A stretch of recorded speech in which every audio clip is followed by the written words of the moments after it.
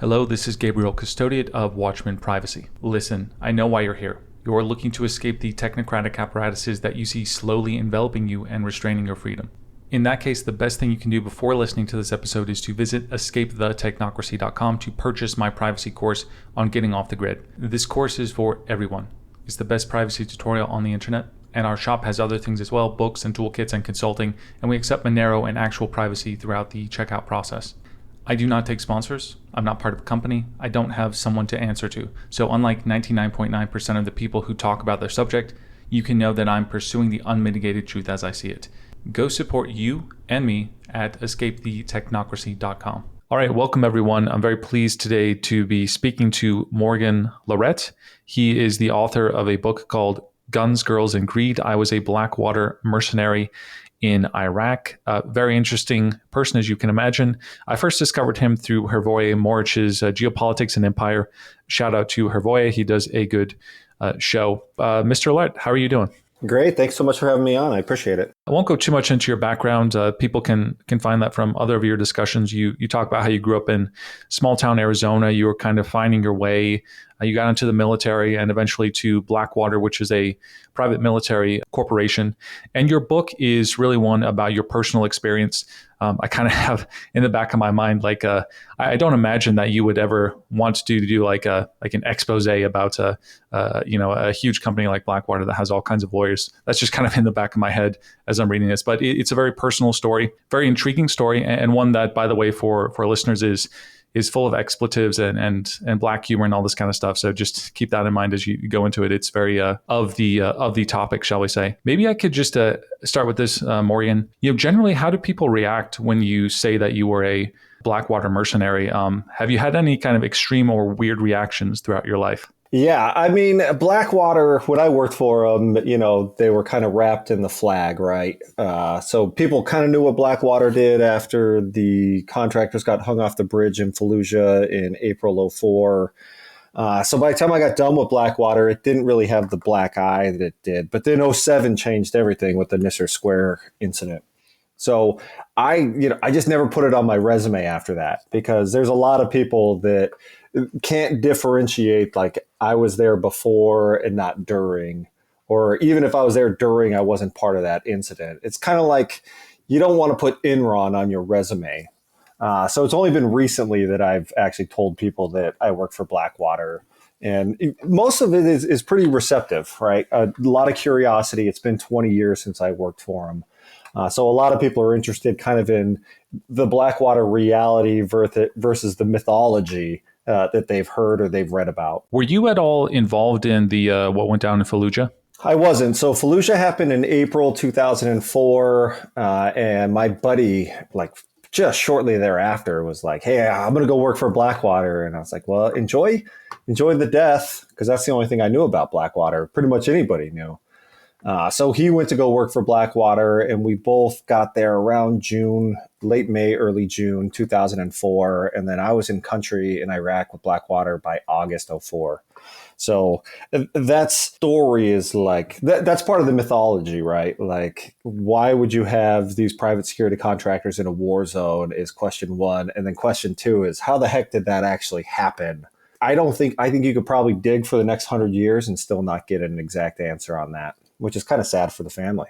The founder of Blackwater, Eric Prince, he's kind of a very intriguing figure, let's just say. I'm just curious, being part of Blackwater, what was your relation like to some of the higher ups like Eric Prince? And obviously you've written a book now.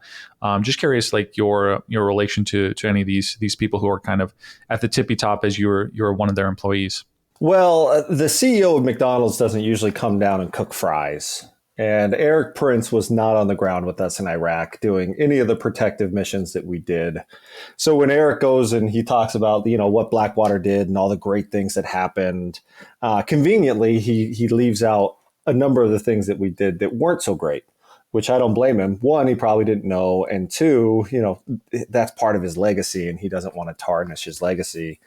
Eric Prince has always had this, I call it the apotheosis of Eric Prince, where if you worked for Blackwater, it's like he descended up into heaven and became this God figure. And as I've kind of matured and I see what Blackwater did, why it was there. I'm not the biggest fan of Mr. Prince anymore. As a businessman, 100%. Like, I'm a huge fan. But Eric kind of went from Blackwater, got mad that the government went after him. I think, rightfully so. And then he went to start Frontier Services Group, which was backed by China, that did a bunch of pretty, legally ambiguous things. And now he's back into the spotlight. I think he's in the legacy phase of his career where he's saying, I don't want to be remembered as, the war profiteer. I kind of want to be remembered as the person that can go in and say, I was in the military industrial complex and be able to change it or affect change with it. I mean, to me, he's just kind of a chameleon, right? He's going to do what he needs to do. He's made his money, and now he can kind of work on his legacy.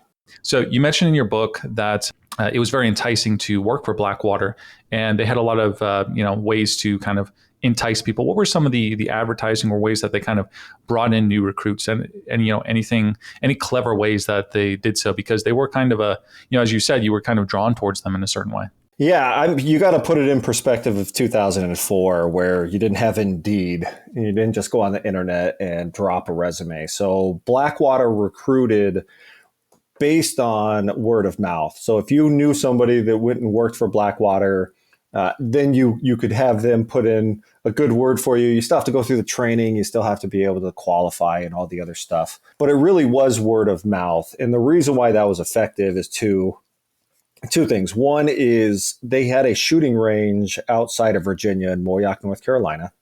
So they had all these special operations, all these police officers, all these guys would come down and they would use their range. So the people that knew about Blackwater knew them kind of intimately. And man, they had the best facilities ever. So of course you'd want to go work for those guys when they said, and we'll pay you $550 a day. And then the second thing is you had all these soldiers from the military branches that had never got their war. Unless you were in Somalia in 1993, you really had gone into the military all the way after Vietnam up until the point of Iraq too, where you hadn't really used the skills that you'd been trained in. So you have all these Navy SEALs, these Army Rangers, these Special Forces guys. They did their careers. Maybe they did 5, 8, 10 years. They got out. And this is an opportunity to make a ton of money and go over and get your war on, right? You don't want to train for something for years on end and then never actually get to experience it. So the draw was really word of mouth. And then once that word of mouth got out where people were saying, oh, I actually get to go do the thing that I trained for, 5, 6, 7 years ago, there was no problem with them filling the contracts that they had over in Iraq. Yeah, I wonder if you feel comfortable or if it's okay to talk about like what were some of the awesome facilities and sorts of gadgets and things of this sort that Blackwater had access to.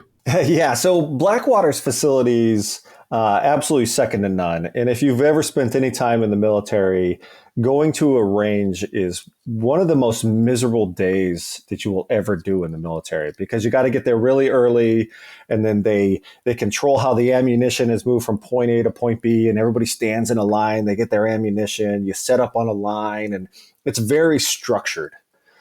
When you got to Blackwater, you had all those same facilities, but without the mendacity and the bureaucracy of the military. So you could literally just go over there, grab your weapon, grab magazines that were already filled with ammo. You walk out, you start shooting. Instead of it being like an 8-hour day, you can get that all done within an hour. And that's Eric Prince's play, all right? We can do this way more efficient. Once you get done at a firing range in the military, you have to clean up all your ammunition casing. Blackwater did not make you pick up all of your 223 casings and bring them back and put them into a bucket and check everybody to make sure that they weren't trying to steal ammunition. They didn't care. So that was probably the best part ever. And then they had shoot houses. So a shoot house is structured like you're going into, let's say, an apartment, and they can move the walls around. And as you go through that, one time you go in and the door's off to the left, the next time it's off to the right. And it is a real feel scenario of what you would be getting into if you had to actually go in and clear a building. But the coolest part is they actually had like a racing track, and it was only half built when I was there in 2004.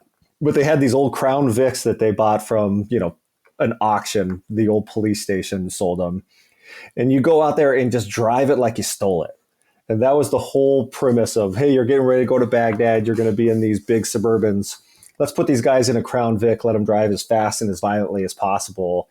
And man, everybody was wrecking out on these things. It felt like it felt like I was in NASCAR, except you got to take more than just a left turn. And everything was just top of the line. And then when you went in from like our training area, they had a nice cafeteria. They had people that actually served you food instead of a nasty MRE that you had to eat in the military.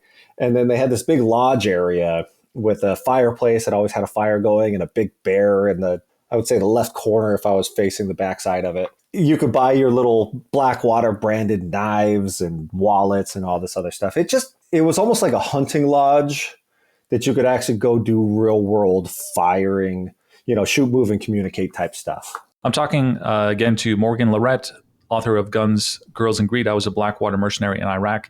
If you appreciate what he has to say in the next hour, please go purchase his book, share it with somebody else, give him a follow on Twitter, give him, maybe you're listening and you want him on your show, bring him on your show. And so there's all kinds of ways that you can support this guy for sharing his very intriguing information. I was curious, Morgan, it's a very odd setup, especially in today's kind of very bureaucratic. We have all these nationalist lines, right? It's not kind of like days of yore where a mercenary was maybe more of a casual thing. We have all this structure in the world today, and so here you are as part of a corporation that is kind of being contracted by the U.S. government. How does it work when you're, let's say, a Blackwater employee and you're going over to Iraq? How does it work in terms of like immigration, your passports?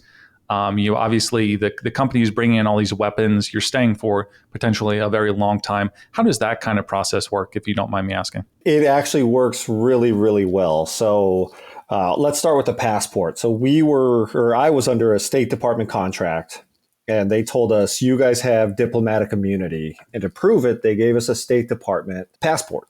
So I had my State Department passport. I had my regular passport. They stuck me on a plane from Phoenix to Amman, Jordan was the ultimate destination. Put us up in a 5-star hotel, which I had never been in a place that nice in my life in Amman. It's called the Bristol. Once you got to the Bristol Hotel, if they had a flight going into Baghdad, you jumped on it.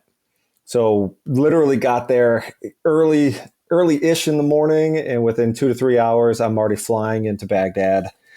When we flew into Baghdad, we flew violently, first and foremost. If you've ever been on a plane and you're flying in and it's this nice, smooth landing, and when the tires hit, they kind of screech and it makes the plane shudder. It's nothing like that. That's really, really nice. This was corkscrewing in. So if you can imagine it, you start off at a really high elevation, and then you tip the plane wings to the right or to the left, and you just corkscrew in a small circle. And that makes it to where it's a lot harder target to like shoot down. What they don't tell you is that they're getting ready to corkscrew. And I was just sitting there. I didn't have a seatbelt on. I had my computer on my lap. And I thought, man, we're going in. I'm dying. This is the end of it. So we finally get almost to the ground, and I realize I'm not dying. And they level off and we land. After that, before let me step back just a second. As we started leveling off, they gave us all an AK-47 and 1 round of magazine. And I'll be honest with you, man, I had shot an AK-47 4 or 5 times. I probably would have been better feeding it to somebody if we got attacked than actually being able to shoot it. So they collect up the AK-47s once they land. They put them in like this little box, and then they just toss all of our bags out on the tarmac. And it's August in 2004 in Baghdad. It's like 1:20. Next thing you know, a truck comes and pulls up, a nasty little bongo truck, which are kind of like it's like with those new Jeeps that are actually trucks, except way down on the ground and disgusting. And then you walk into the airport itself, you get a stamp that says, yeah, you're allowed to come into Iraq. And then you walk out the other end and they hand you another weapon, they hand you body armor, and they say, we're getting ready to go to the green zone. Now, it's looking back on it, there's a lot of ambiguity of being a sovereign U.S. citizen in a sovereign country that is not the USA and getting weapons and not having the same rules of engagement as the military. It's a really delicate balance. that I think most people don't quite understand. And I didn't understand it at the time. It's only later that I've understood like what laws apply to us, what rules of engagement would have applied to us. But the truth is, it was a brand new contract, brand new guys. They told us you go from point A to point B, get your guy there safe, get him back safe, and then, go crack some beers over at the pool, do whatever you guys want. So we pretty much did what we wanted when we wanted. And looking back, it's absolutely insane. And so your diplomatic passports, that basically gives you immunity from being subject to the local laws. Is that right? And did you have to give that up as soon as you left? Yeah, so that's the theory, is that we had diplomatic immunity, and I had one of the passports. I don't know when they got rid of the passports, but there was a lot of Blackwater guys that were trying to get through security faster at the airport saying I'm a diplomat. So it didn't last very long. It might have lasted a couple of years. But the theory was, if something happens, we'll get you out of the U.S. We'll get you out of Iraq and back to the U.S., and then we can figure it out from there.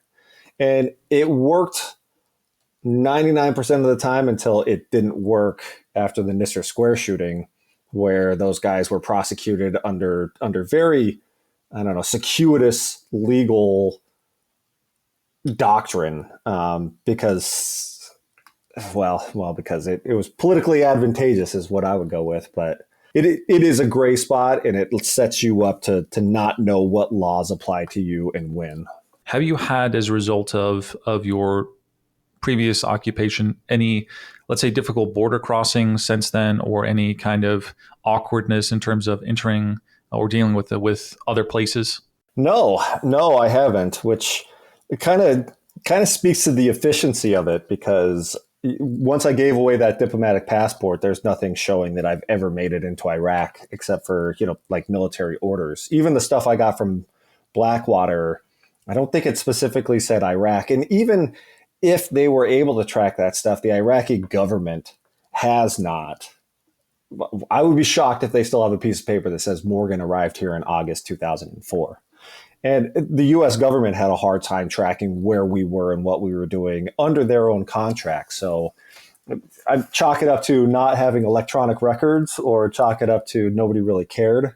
But as far as anybody knows, when I walk across the border to Canada, nobody's going to stop me. I am intrigued by some of the dynamics at work in terms of private military companies. So forgive me if I ask just a few questions about that. I know you're not, you didn't found this company or anything, but it's a weird setup because you're a private company who is working for a government. And am I right in thinking that for an American PMC, only Americans can work for that? Because I think, for example, of like if you're technically fighting for a different country, that could be considered treasonous to your own country. So there's a weird kind of dynamic at work, conflict of interest. So for, let's say, American PMC, do you have to be an American? Is that a very kind of particular thing for PMCs to only recruit people from the country that corporation is in?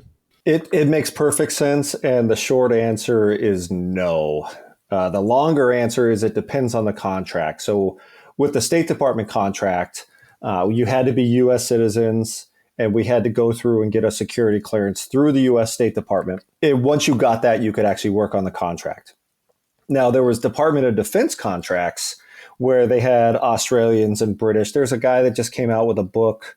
He's an Australian guy. He worked for Blackwater. It was under one of those Department of Defense contracts. If you kind of take that a step further, Blackwater also had contracts where they were doing protection for embassies within Iraq. And they didn't hire Americans for that. They hired South Americans. I think they were Colombians. I'm pretty sure Colombians. So it really depended on how the contract worked and how it was written and who had oversight of it. But every base that I went to in Iraq would not have U.S. soldiers for the most part protecting the gates. They would have Ugandans or they would have Colombians. Even the U.S. Embassy, if you wanted to get on the U.S. Embassy, it had the Nepalese. So that's really where the global war on terror expanded, because it's not abnormal, right? We had the merchant marines in World War II. You've always had people that are cooking and cleaning and doing stuff as part of a war effort. Where it changed is now you have people in supposedly defensive operations like security but proactively going out into an active war zone to get people from point A to point B. And to do that, you have to have body armor and you have to have weapons, and there's a chance that you're going to be attacked and you're going to have to shoot back. So we created this very gray area where PMCs have been allowed to promulgate, even to this day, into places that are kind of unfathomable. I recall 2008. Kind of growing up, there was a video game called Metal Gear Solid 4, and basically the kind of idea of the game was it was a world where it's only PMCs and governments just don't have the appetite at all to send their official troops out there. Kind of thinking big picture here, you have the Wagner Group, which, just reading from Wikipedia, it's a Russian state-funded PMC. It uses infrastructure of the Russian armed forces, and evidence suggests that Wagner has been used as a proxy by the Russian government, allowing it to have plausible deniability for military operations abroad and hiding the true casualties of Russian foreign interventions. Another PMC I'm familiar with kind of internationally is Executive Outcomes. I'm just kind of curious, having been involved in nothing like this, but in American PMC, if you kind of look at the big picture of what these companies are like and where they're headed, just wonder if you had any kind of assessment about their role in the world and maybe where things could be going.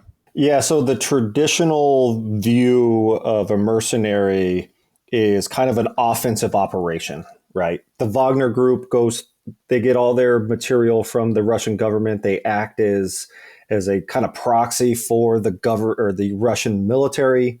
They go out there, they take land, they hold land, they have tanks, they have artillery, they have all of the stuff that a normal military or army would have. Executive Outcomes, kind of similar. It was in Rhodesia, but they did offensive operations. Where the paradigm changed is with the global war on terror. Instead of using mercenaries, traditional mercenaries, we said we're going to put these under the banner of the U.S. agency that's contracting them. And it could be anything from the FAA to the State Department to DOD, Department of Agriculture, right? Those people were walking around and they needed people to protect them. So that's where we started getting into this really gray area of what is a mercenary and what is not. Now, I say I was a mercenary because I was there for the adventure. I was mostly there for the money, let's be honest.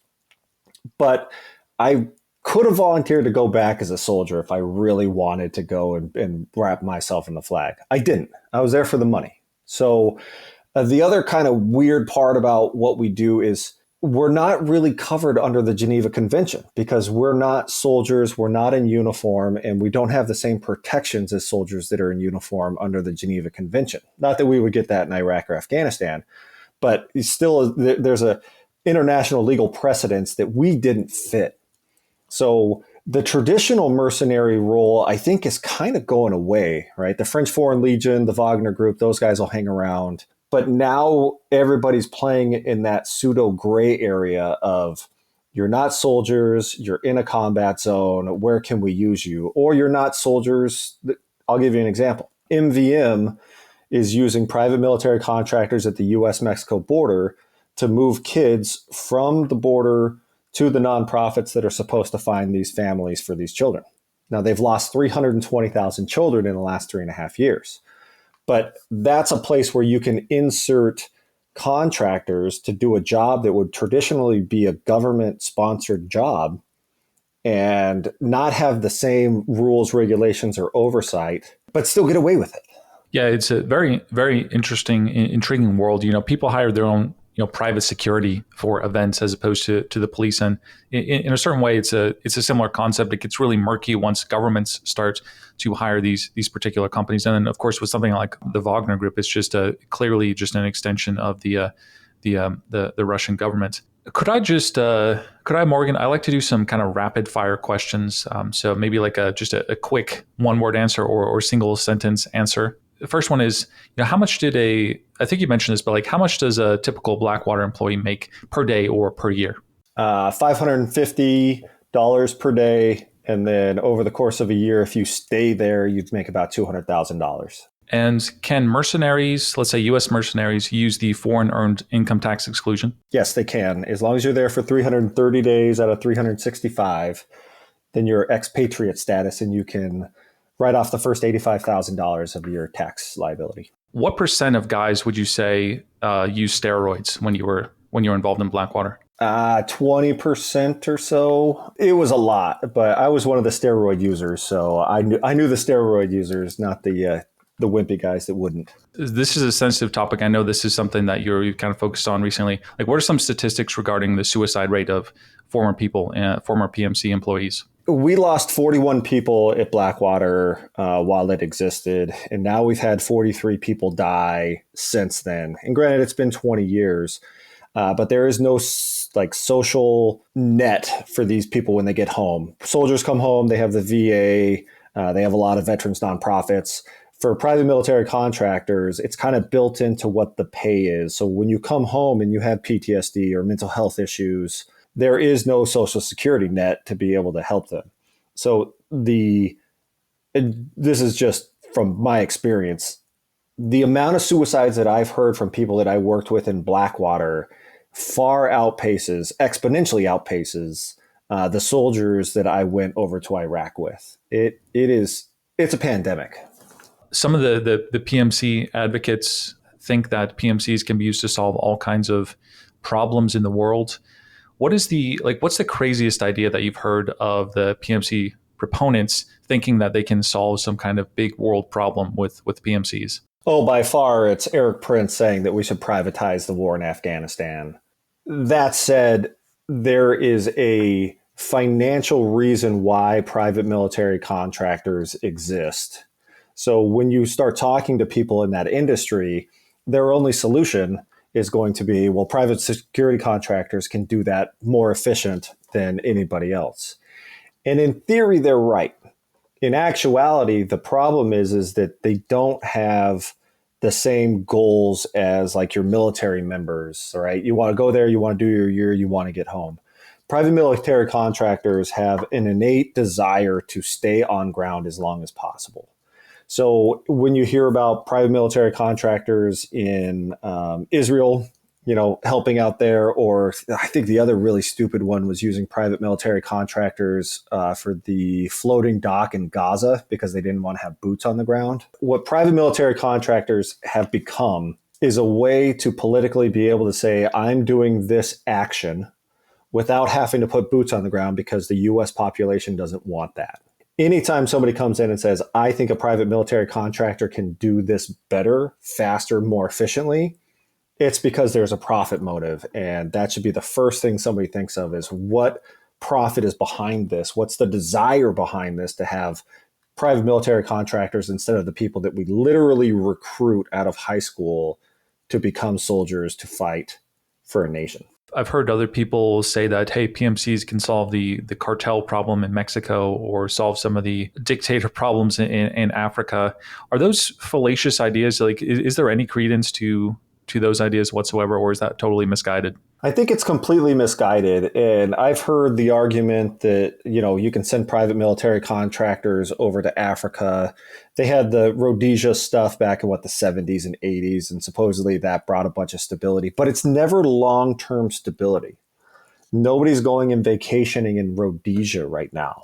If you send private military contractors to those places, I think that they can provide stability to a certain extent. And then once the government has actually stood up, at some point they're going to say, why are all these people from other countries here? And they're going to say, oh, it's for the resources. And they're going to overthrow it. You just see it happen over and over and over again, especially in places like Russia. You can't fix the cartels because there's too much money to be made in the cartels. And if you get private military contractors on one side of the fight, you're going to get private military contractors on the other side of the fight. So I think it's a lot of short-term, it's like the stock market, right? Or Bitcoin. There's a lot of short-term opportunity, but there's not as much long-term stability. Having listened to some of your interviews, read your book, it's pretty clear that you're pretty red-pilled about some of the insanity that went on, especially in the war in Iraq, and some of the misguided reasons for the powers that be to be there. You also had some pretty insightful comments about, like, for example, Saddam Hussein, for all of his faults was keeping everything in check in a certain way, and that these people in these different places do not have the same appreciation of things, do not have the same concept of things. Their economic systems, we can't just kind of apply our own economic systems, free markets, the idea of freedom. These things don't necessarily translate, and it can be kind of disastrous to try to do so. Just curious, any of your thoughts on how, let's say, people in different parts of the world just function better maybe with different systems, and we shouldn't necessarily be imposing it on them. Yeah, that's definitely the older, more mature Morgan, because when we went into Iraq during the ground offensive, I was all gung-ho, right? Weapons of mass destruction, and Saddam's a butthole, we need to take him out. But when you spend a little bit of time overseas, you start understanding the dynamics, and part of that is you have the Kurds, you have the Sunnis and the Shias, and they're all kind of bunched together in this country that was created called Iraq. Now, when you have those people that literally have hated each other for thousands and thousands of years, the only way to be able to have stability there is to essentially have like somebody who rules with an iron fist. Now, that was Saddam Hussein. Horrible guy. I'm not sitting here saying that I'm a big fan of Saddam Hussein. Sure. But he kept Iraq in check, and he also kept Iran in check. I mean, they fought an 8-year war, the border conflict between 80 and 88 between Iraq and Iran. So when he was saying he had weapons of mass destruction, that was to try to keep Iran in check, right? And then on the opposite side, you had Saudi Arabia. That you didn't want Iran and Saudi Arabia warring because that war would happen right there in Iraq. So when we went in there and said, don't worry, we're going to free the shit out of you guys, and we're going to bring you all this democracy, the concept of democracy didn't even exist. So, and I'll give you an example. So we're in the middle of this heated election cycle. You have Democrats, you have Republicans. And at the end of the day, I think if you ask a Republican or a Democrat, what are you? They're going to tell you they're an American, and then they're going to tell you their political party. That's not how the Middle East works. The Middle East is going to say, I'm part of this tribe, and then I'm part of this sect, Sunni or Shia. And then from there, yeah, maybe I'm on Iraqi, 3-4 steps down the line. Afghanistan's the exact same way. It starts at the tribe and moves its way up. The loyalty is at the tribe level and the sect level, and not at the government level. So when you try to come in and say, don't worry, we have a better way of doing this stuff, it's unfathomable to these individuals. And it's not hard to see why they would fight against that. If Iran decided that they were going to come in and take over Georgia, I don't think anybody in Georgia would say, oh, cool, they have a really good idea, we should let them in. No, we're going to fight them too. So I don't blame the people of Iraq for acting and reacting in the way that they did. Yeah, perfectly understandable. One thing that I've developed recently is that these ideas of democracy or women's rights or free markets, these are tools, these are kind of consequences of cultures, Western culture, and it's not the other way around. And so you can't just impose these things on a culture. A culture is what's driving something at a very base level, and a culture has to change. And when it does change, it will develop things differently. Well, it has to change internally also, right? Like there's no way to really go out there and enforce one culture. At least historically, I haven't been able to see one. Right. I guess you could say Germany with East and West Berlin. But even then, it was pretty much Western countries that were doing stuff. We tried to do it in Korea and in Vietnam. And how many years did it take for Vietnam to be a place that you could actually go vacation at? So yeah. It has to be organic. It has to happen internally, or else it won't ever take. Right, exactly. Also a good point. Maybe I could ask just a really kind of big picture question here. Somebody reads your books. Somebody I'm sure is involved in the endeavors that you've been involved in. You see a lot of violence. You see a lot of depravity, and it seems like maybe this penchant for violence is kind of built into humans.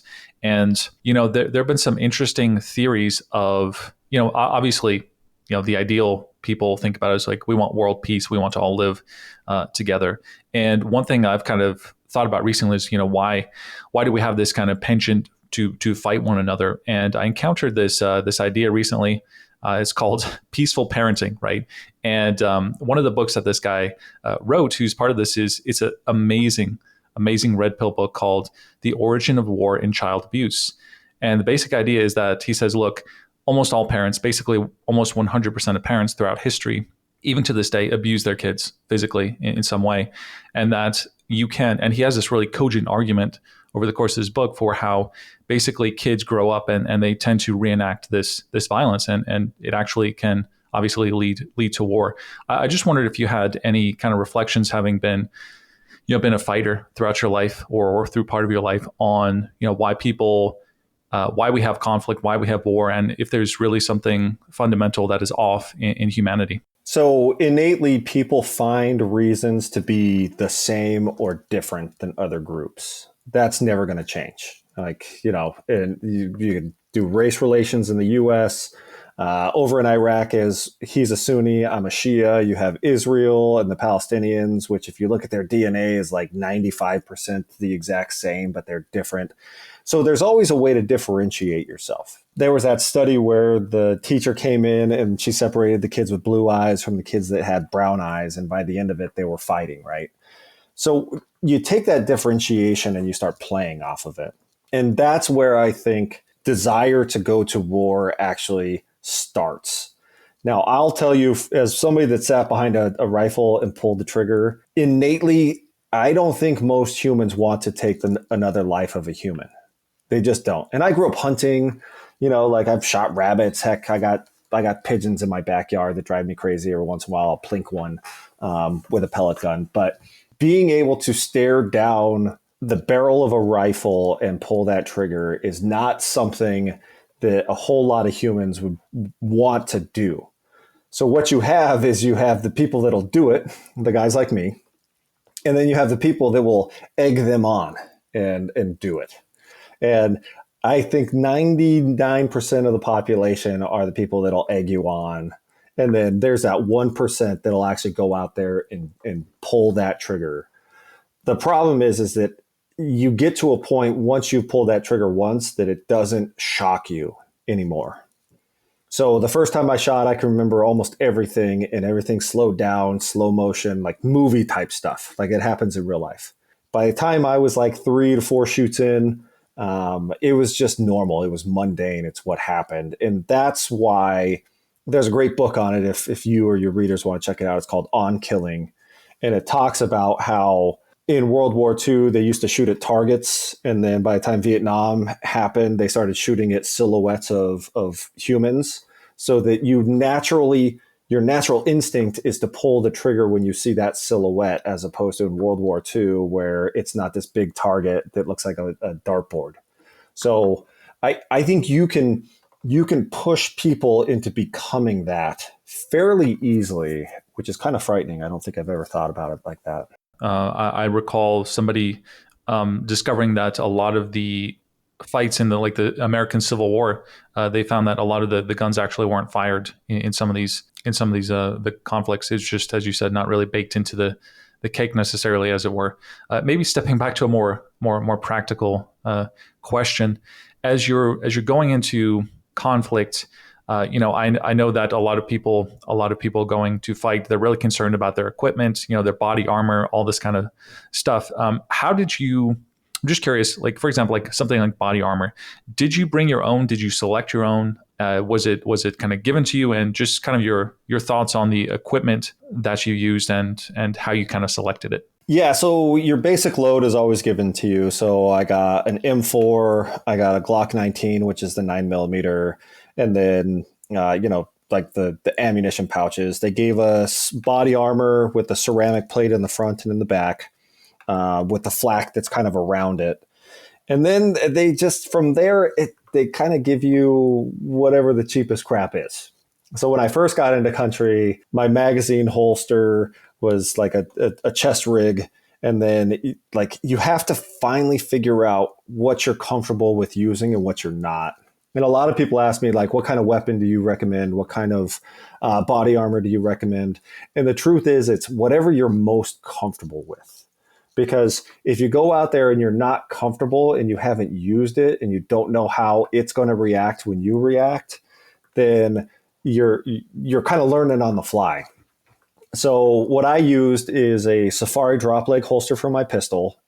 And the reason behind it is it looks cool.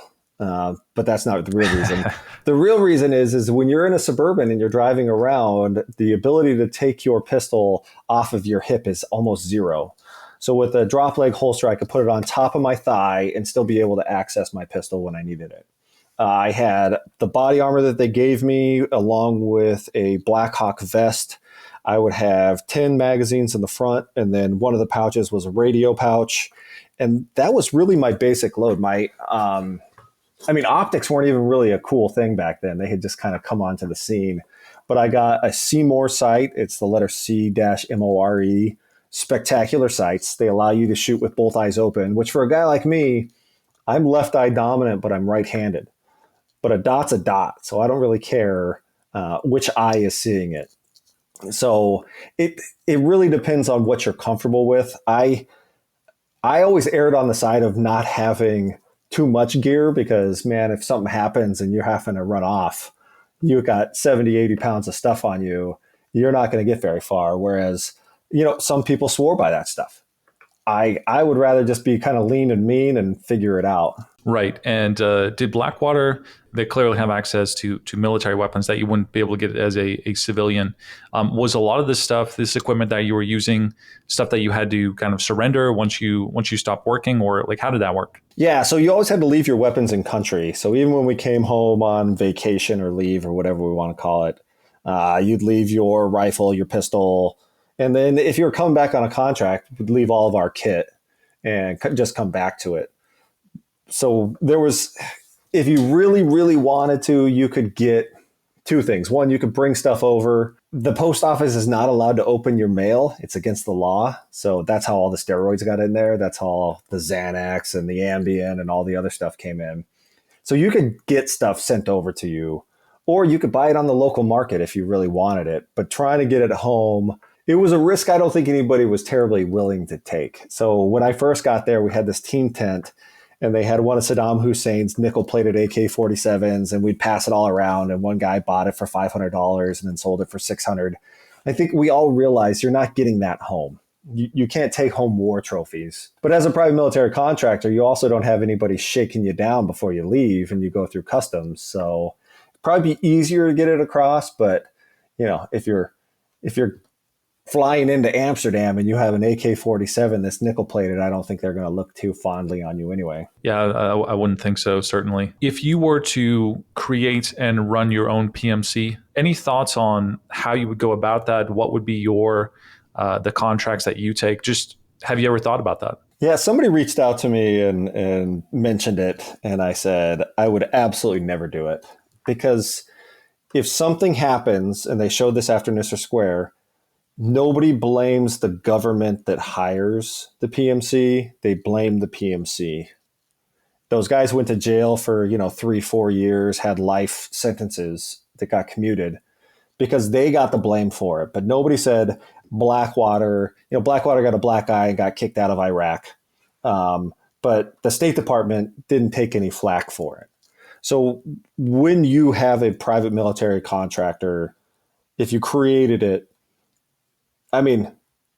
do it to make as much money as you possibly can and then get the heck out and sell as fast as you can. Because if something bad happens, your entire livelihood can be cut off with an executive order by whatever government agency has contracted you. Now, there are like the small ones within each state, right? Like you have a motorcycle rally here in Arizona. They have a private contractor that goes and does security. If you want to, not be rich, but make enough to be comfortable, you could definitely do something like that. But I wouldn't do anything with the federal government. I don't trust them. I wouldn't contract with the states either, because the moment something happens, the turd starts rolling down the hill and the turd stops at that individual that actually had something happen. And I don't think anybody really gets a fair shake in that scenario. When you were preparing to do some kind of serious activity for the day while you were there, go out into potential conflict, were there any performance enhancing supplements or like energy drinks, or how did you get your mind ready for these things? Were there any kind of tried and true formulas that you found to get the most out of your performance for that particular day? No, dude, I didn't even drink coffee back then. And they had those Rippets. Anybody that deployed, they had Rippets. which are highly caffeinated, disgusting drinks that you get from any chow hall in Iraq. But for me, it was like when you get in that vehicle, you got to be locked in. And the vehicles I was in, if you ever go on YouTube, you can type in Blackwater in Iraq. They're the Humvees, and they're the ones that are always smashing into cars, and you can see them shooting at people or at cars. We didn't really shoot at people. So once I got in there and I put my window down, that was my entire view, like a 12 by 12 inch view of the world. And I had to do everything I possibly could to be able to stay in it. Now, all that said, you can only do the same thing and get the same rush so many times. So it starts to become mundane, right? Like day one, I got in there and was like, holy crap. And I'm looking around like a dog searching for a ball that just got thrown so we could fetch it. And then after a while, it just becomes just like any other day. And it's like, oh, hey, I shot the tire out of that car and this car came up on us and I ended up shooting in the grill. So it's hard to keep yourself at that same level. That being said, staying at that level of high alert is still way higher than anything that you do stateside. So when you come home stateside, you're automatically at level 10 when you need to be down at level 2. And it's hard to be able to go back to that sanity of, hey, nobody's going to try to blow me up on this or shoot at me, or, I take a wrong turn and something bad happens. You were also in the regular military, right, Morgan? I did the Air Force and I was an Army intel guy. So I guess I'm just curious, obviously a lot of people have different views of, let's say, mercenaries versus people in the regular military. Whether that's justified or not it is another question. As you were mentioning, there's different ways of doing things. The idea of the PMC is that you're more, in some sense, more free to do things how you want, but there's also obviously very strict rules of engagement, maybe even more strict for PMCs. Just curious some of your comparisons about these kind of two models and any kind of takeaways that you have from that. I'll be honest with you. We did not have rules of engagement as far as I can tell. And I think I would have remembered them saying you have to do these 3 to 4 things before you actually engage. And nobody ever sat down and said, as a private military contractor, you're held to these ROEs. Okay. That's part of the problem with having private military contractors, is that there's nothing codified that says you have a chain of command. So let me switch to the military side. As a Army officer, I knew who my company commander was, who my battalion commander was, who my brigade commander was. And if one of those said that you have to do things this way, you had to do them that way. With private military contractors, you don't have that strong chain of command. Let's call it adult supervision. You don't have that much adult supervision. So when we went out to go complete a mission, but how we got that mission done was never really tracked. Now, I think Eric Prince goes out there and says, hey, we shot less than 50 times or something like that. Don't quote me. But that's a lie. We shot all the time. What we didn't do is we didn't come in and have to write a report on it the same way that the military does. So you really get into this. It's that PMC gray area where can a PMC do it or not? And what laws, because theoretically the U.S. laws govern private military contractors, but what U.S. codified law says when you're being engaged by an enemy, the first thing you have to do is shout and scream and then do a pin flare and then you can engage them. There's nothing like that. There's no defined rules of engagement in the private military contracting world like you have in the U.S. military. At the same time, as you say, there's a lot more consequences of PMCs doing something incorrectly. So there's some kind of imposed, like maybe like publicity imposed kind of restrictions on what they should or should not be doing. Does that matter for anything? Well, I'm in today's world, yes. Like with social media, you have that. And look, we were almost all prior military guys. We understood rules of engagement. We weren't just going out there and shooting up a bunch of crowds. But at the same time, it's in those little small details where it's different, right? As a military member, I have to go on a convoy. I have to be there at a certain time. I know what the primary, the secondary, the tertiary route is. All these things take a bunch of time. As a private military contractor, you mitigate all that time and you don't have the planning necessary to do it. So as an example, as a military member, you get hit. The first thing that's going to happen is you got a QRF that's on standby. They're going to go out. You got air support. You can call in. There's all these things that are kind of a safety net. As a private military contractor, you don't have those. You can't just call Big Army and say, hey, I'm in trouble, right? There's no direct line to them. And even if you can do it, they're going to say, well, where are they? Give me the grid. They're not going to be able to scramble people nearly as fast. So the pay is because your chances of dying if something bad happens is exponentially higher as a private military contractor because you just don't have that support. You were in intelligence. I'm just curious if you had any access to any kind of interesting technologies or things of this sort, like kind of interesting things that you were able to use or that you know about as a result of being involved in military intelligence. Yes, quite a bit of it. So your phone is your enemy. And I say that, and I use my own phone, understanding that it's the enemy. But and a lot of this stuff is open source. I just can't say it because I was an Intel guy. But if you don't want to be tracked and you don't want to have something on your phone found, you got to drown it. You can't go out there and you can't hit it with a hammer. We can still go in and we can still find stuff. Your computer's the exact same way. And it's called electronics exploitation. And what we would do is we would go in, let's say Special Forces goes in, takes down a terrorist, and then they would bring all their electronics to us. We would exploit them, and then you build a target packet that way. Everything that you think you've deleted has never been deleted. It's always there. It's like the internet, right? You can't do a Hawk Tuah video and expect it to go away, and you can't have something on your phone and expect that it's actually going to be gone away. So as an example, we went to Best Buy and bought one of those external hard drives, and then we went and exploited it. And this thing's supposed to be brand new out of the box, and it had people's personal data on it. What? Because they recycle that stuff. And if you wipe it 10 times, if you whitewash it, is I think what Hillary Clinton calls it, there's still data that you can access with the right tools. Now that I freaked out everybody that's listening, the good news is that the government's also incompetent. If the government wanted to listen to every person's phone conversation that they had, they would have to have somebody on the other line listening to that phone conversation. And one for one just doesn't work. So it really is a process of identifying who are the types of people that you want to be able to target. Then you can target them through electronic surveillance. And then you can target them, getting into the nitty gritty of maybe wiretapping or whatever you guys want to call it that I'm not going to say.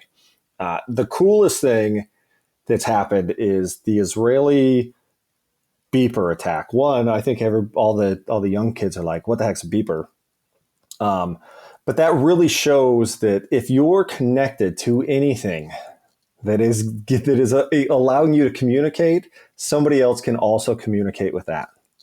And they did it again with radios. So it's not just cellular technology. It's anything that goes over the radio waves can be exploited, which is pretty frightening. But at the same time, you can't walk around with a tin can and a string and hand it to people to talk through. So it really is being able to do what you need to without, completely putting yourself out. Eric Prince's new phone is garbage. Don't buy that thing because it has nothing to do with the phone. It has everything to do with the network that the phone is on. And unless there is a completely secured network where those phones are able to communicate, somebody can get access to it. Yeah, exactly. That's what I've been saying too about that new phone. And I went on some YouTube rants commenting on his interviews with Tucker Carlson, just so people are informed, right?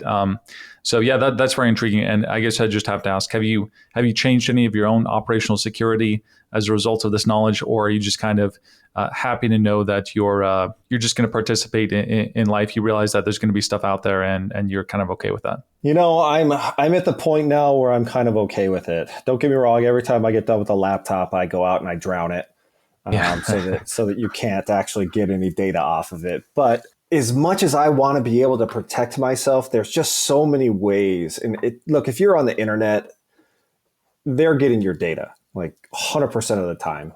And you could say, I don't want these cookies or those cookies, and only the regular cookies and the cookie monsters out there, like, feeding you chocolate chip cookies. at the end of the day, I've cleared my entire internet history, and within 2 months, they already have that PII data, and it's out there and it's available. And I think you just have to be cautious of what you're doing while you're using it more than not using it at all. I think that's just kind of the society we live in. This has been Morgan Lerette, and his book is Guns, Girls, and Greed. I was a Blackwater mercenary in Iraq.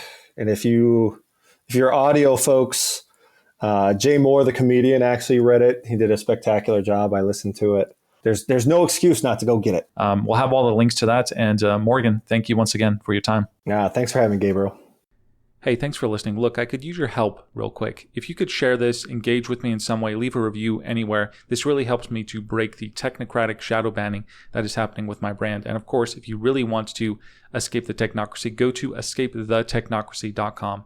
Privacy tutorial series, books, consulting, and of course, you can leave a donation. Thank you very much.